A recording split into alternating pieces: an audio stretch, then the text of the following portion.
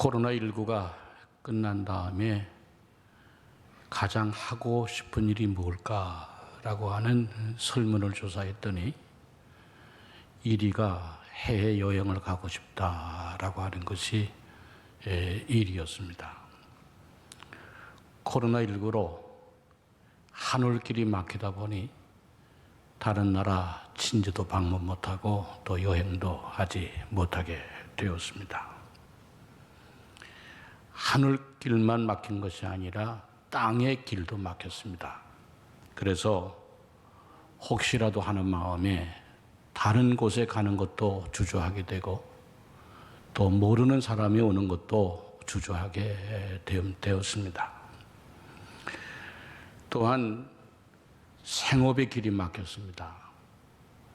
문을 닫는 가게들이 늘어나고 사업을 접는 이들이 계속해서 늘어난다 하는 얘기가 들려옵니다. 젊은이들은 장래의 길이 막혔습니다. 지난해부터 시작이 된 코로나19로 아르바이트나 직장을 간둔 이들이 실업급여를 받았는데 실업급여를 받는 이들이 이제는 기간이 끝나게 되어 아르바이트도 하지 못하고 또한 한 푼의 수입도 얻을 수 없는 이들이 67만 명에 이르게 된다 하는 얘기를 저희가 듣고 있습니다. 부동산 값의 폭등으로 집을 장만하지 못한 30대, 40대들이 이사를 할 곳이 막혔습니다. 자녀들이 막히다 보니 부모들도 편함이 없습니다. 이렇게 막혀 있는 것들을 우리가 열고 뚫어야 되는데 어떻게 열 수 있을까? 어떻게 뚫을 수 있을까? 이것이 문제입니다. 누가 그리고 무엇이 또는 어떻게 이 문제를 해결해 줄 수 있을까 하는 것이 큰 문제입니다. 여기에 우리들의 답답함이 있고 여기에 우리들의 어려움이 있습니다. 이제 오늘 성경 본문의 말씀에도 보면 동서남북이 사방에 다 막혀 있는 한 여인이 나오고 있습니다. 이 여인은 출발 자체부터가 막혀 있었습니다. 이 여인은 이방인이었습니다. 이방인은 당시에 지옥의 땔감 정도로 생각을 했습니다. 그러므로 이 여인은 출발 자체가 막혀 있었던 것입니다. 더구나 이 사람은 여인이었습니다. 그 당시에 여인은 인구 계수의 숫자에도 포함되지 못할 정도로 여김을 당했습니다. 더구나 이 여인에게는 딸이 있었는데 귀신이 들렸다 그랬습니다. 그런 까닭에 이 여인은 다 막혀 있었습니다. 인생에 막히고 가정이 막히고 자녀가 막히고 또한 물질이 막히고 사회생활이 막혀 있었습니다. 그런데 이 여인이 어떻게 이러한 막힌 문제들을 해결받았을까? 딸이 나오니까 막혔던 모든 것들이 풀어지게 됩니다. 자녀도 회복이 되고 가정도 회복이 되고 문제도 해결이 되고 더구나 구원도 받게 되었습니다. 언제부터 그렇게 되어졌는가? 그것은 예수님이 말씀하신 때로부터 그렇게 되어졌습니다. 그러므로 중요한 것은 인간에게 하나님이 개입해 주셔야 됩니다.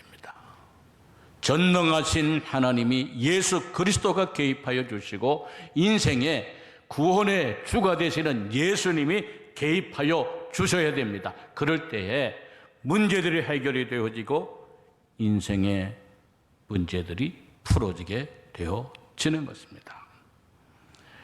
그러므로 예수님이 인간의 문제에 인생의 문제에 개입하도록 해야 하는 것입니다. 여러분, 우리 가정에서도 보면 가정주부들이, 어머니들이 이 닫혀있는 병을 막 열어보려고 할 때 잘 열리지 않잖아요. 힘을 주어도 안 되고, 그래서 이 고무장갑을 끼고 열라고 하잖아요. 그래도 안 될 때가 있어요. 그럴 때 어떻게 합니까? 아들을 부르고 남편을 불러요. 그러면 아들이나 남편은 고무장갑을 끼지 않고도 쉽게 엽니다. 내가 할 수 없는 거 쉽게 합니다. 왜? 나보다 강하니까. 여러분, 인간이 할 수 없는 일을 하나님은 쉽게 하십니다. 예수님은 쉽게 하실 수 있습니다. 저는 오늘의 우리 인간의 상황이나 우리들의 상황이 인간으로서는 할 수 없는 상황이라 생각되어집니다. 하나님이, 예수님이 개입해 주셔야 하는 상황입니다. 그러므로 하나님이 우리 가운데에 임재하여 주시고 거하여 주셔서 예수님이 인간의 문제를, 우리의 삶의 문제를 해결하여 주시도록 해야 합니다. 예수님이 어디에 임해야 되는가?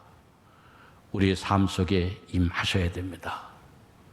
예수님이 우리의 가정 속에 임재하셔야 하십니다. 예수님이 우리의 자녀들의 길 속에 임재하셔야 됩니다. 예수님이 오늘의 우리들의 사회 가운데, 이 나라 가운데에, 인간의 삶 가운데에 임재하여 해결해 주셔야 됩니다. 주님이 임재하여 주시사 어두운 마음이 밝아지시기를 주의 이름으로 축원합니다. 답답함이 시원함으로 바뀌고, 낙심이 새 소망으로 바뀌고, 아픔이 하나님의 위로와 치유하심으로 바뀌어지시기를 주의 이름으로 축원합니다. 자, 그러면 예수님이 어떻게 우리 가운데에 오실 수 있을까? 바꿔 말하면 어떻게 해야 예수님을 우리 마음 가운데 오시도록 할 수 있을까? 첫째는 우리 자신을 비워드려야 됩니다. 예수님의 자비가 아니면, 예수님의 은총이 아니면 내가 앞으로도 살 길이 없다는 겁니다. 예수님의 나를 도와주시지 않고 예수님의 나를 붙잡아 주시지 아니하시면 내가 벗어날 길도 없고 해결될 길도 없고 내가 일어날 수도 없음을 내가 잘 알고 있다는 겁니다. 여러분, 물은 높은 곳에서 낮은 곳으로 흐르듯 예수님의 은혜는 내가 나를 비워드리고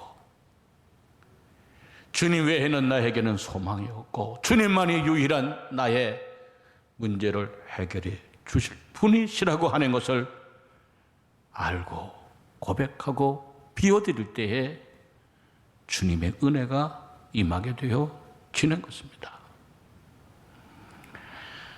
인간을 헬라어로 안드로포스라고 얘기합니다. 이 말은 두 가지 의미가 있습니다. 하나는 인간은 하늘을 쳐다보고 살아야 하는 존재다라고 하는 겁니다. 또 다른 의미는 인간의 소망은 오직 하나님께만 있다라고 하는 의미입니다. 우리 인간은 어떤 존재인가? 하늘을 쳐다보고 살아야 하는 존재. 하나님께 소망을 두고 살아야 하는 존재가 바로 사람이라고 하는 것입니다. 여러분, 모든 사람들은 다 희망을 가지고 있습니다. 그래서 어떤 일이 이루어지기를 바라고, 어떤 일이 잘 되어지기를 바라고, 좋은 일이 생겨지기를 바라고 살고 있습니다. 그래서 병든 사람은 건강해지기를 바라고, 시험을 보는 사람은 합격되어지기를 바라고, 가난한 사람은 부자가 되어지기를 바라고, 낮은 자는 높아지기를 바랍니다. 그러나 재벌도 행복하지 못하고, 권력자도 행복하지 못하고, 유명한 연예인도 행복하지 못합니다. 인간은 영적인 존재이기 때문에 영원히 만족하게 되어진까지는 행복해질 수가 없는 겁니다. 영혼의 만족은 세상의 것으로 채워지는 것이 아니라 하나님이 주시는 은혜로 채워지는 것입니다. 오히려 세상의 것들은 바닷물과 같아서 마시면 마실수록 더 갈증만 가져다 줄 뿐입니다. 그러나 우리의 영혼의 만족을 채워주실 분은 오직 삼위일체 되신 하나님 한 분이십니다. 하나님의 조건 없는 사랑만이, 예수님이 십자가에 흘려진 보혈의 공로만이 우리를 죄와 사망과 그리고 우리의 삶 속의 어려움 속에서 벗어나게 하시고 평안과 기쁨과 행복을 가져다 주실 것입니다. 사랑하는 성도 여러분, 여러분의 마음을 비우고 주님의 은혜로 채우시기를 주의 은혜로 주의 이름으로 축원합니다. 우리의 답답한 마음을 주님께 아뢰고 주여 나를 도우소서, 나를 불쌍히 여기소서 주님의 은혜를 구하면서 하나님의 채워주시는 은혜로 여러분의 삶이 회복이 되고 답답함이 풀어지고 행복을 얻을 수 있게 되어지시기를 주의 이름으로 축원합니다. 셋째는 어떻게 해야 주님이 우리 가운데 임재해 주실까? 그것은 예수님에 대한 정확한 인식을 가지고 있어야 됩니다. 여러분, 우리 기독교의 신앙은 아주 단순한 겁니다.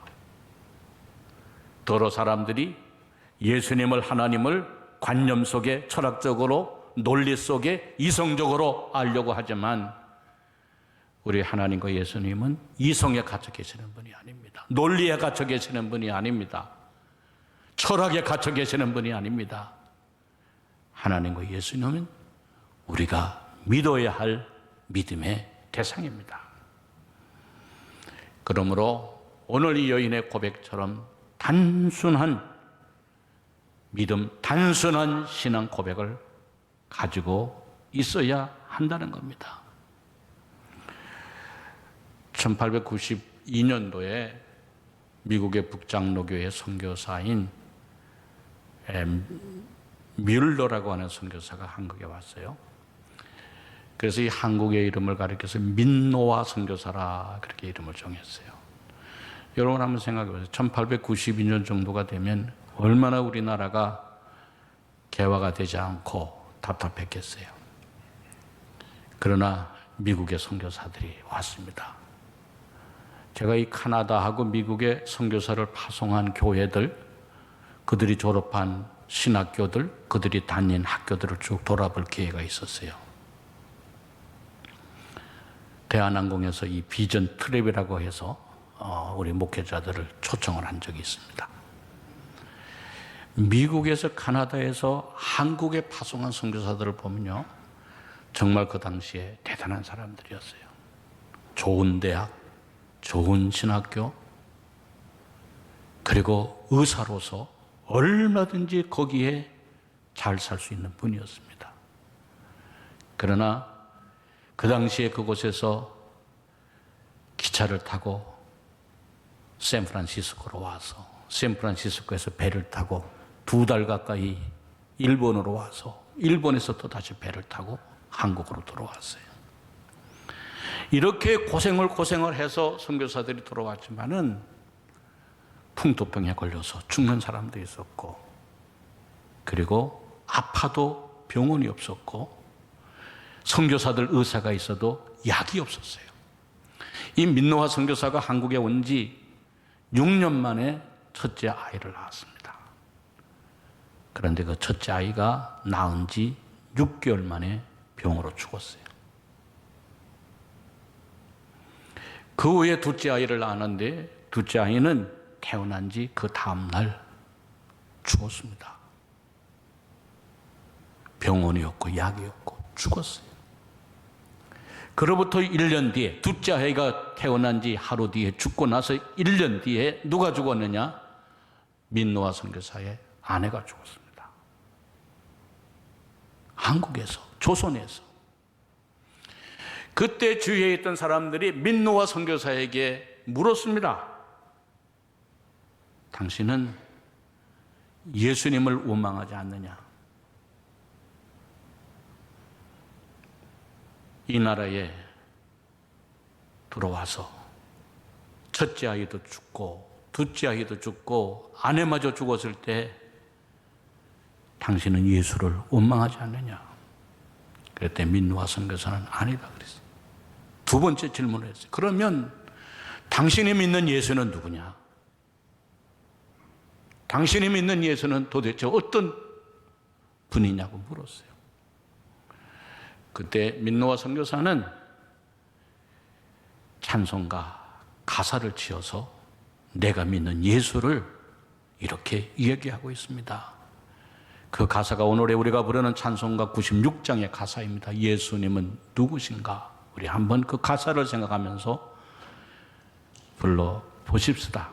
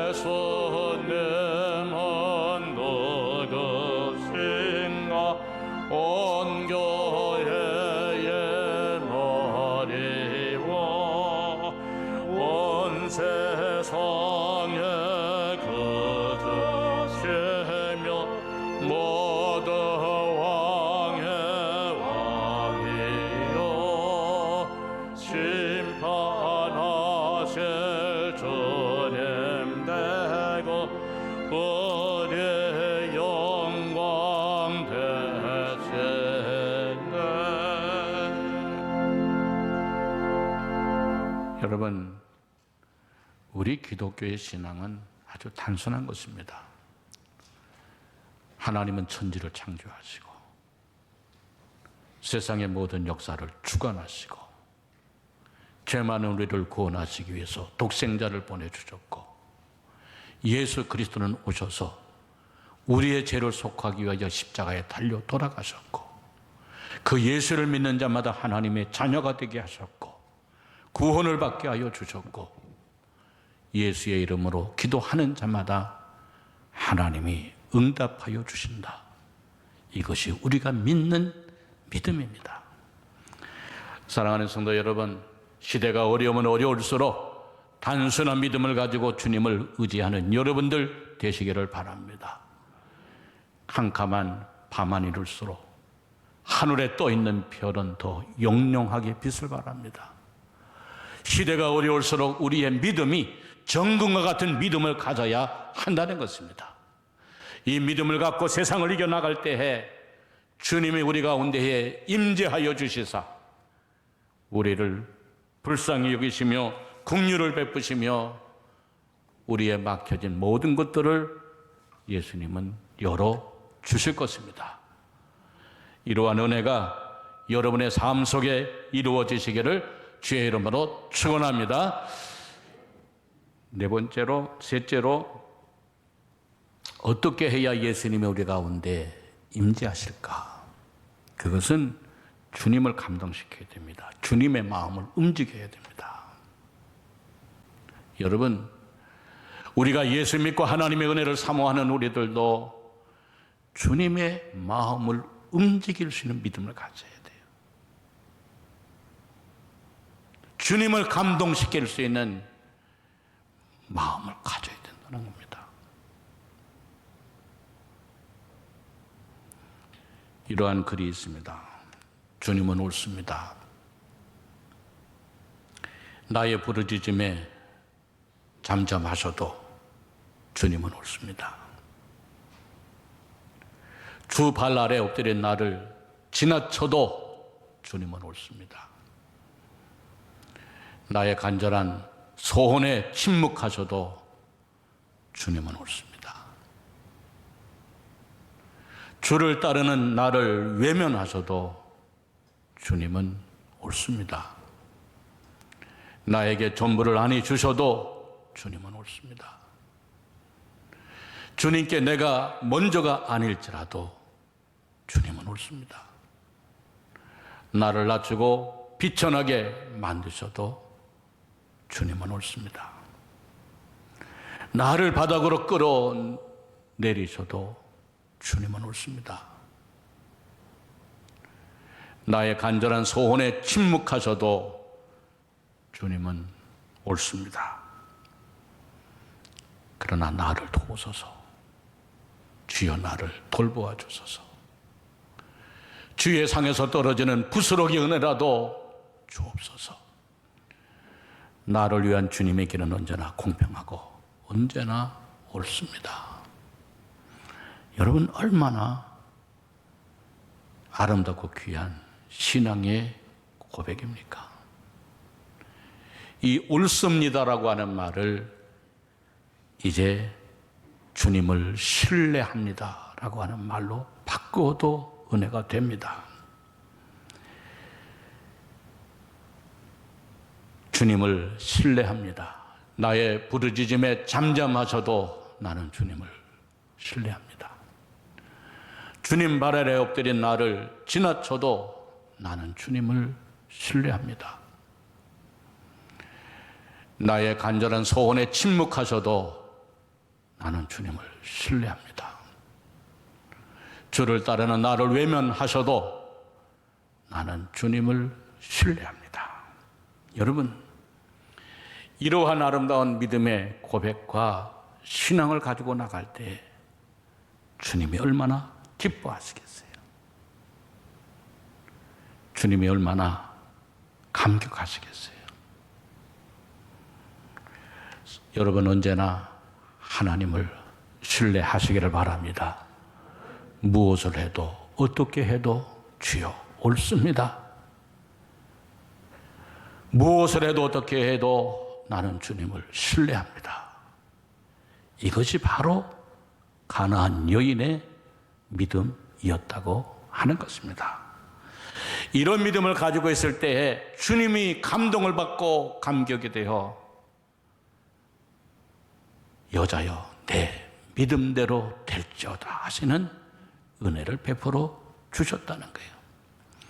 사랑하는 성도 여러분, 시대가 올라올수록 우리의 믿음은 더욱더 분명해져야 됩니다. 희미해지는 것이 아니라 뚜렷한 믿음을 가지고 살아야 하는 것입니다. 오늘 여러분 이 시대를 살아가는데 동서남북 사방으로 일터가 자녀가 가정이 출입에 맡겼다 할지라도 가나안 여인과 같은 분명한 신앙을 가짐으로 인하여 주님의 은혜를 받고 사랑을 입고 사는 여러분들 모두가 다 되어지시기를 주의 이름으로 축원합니다.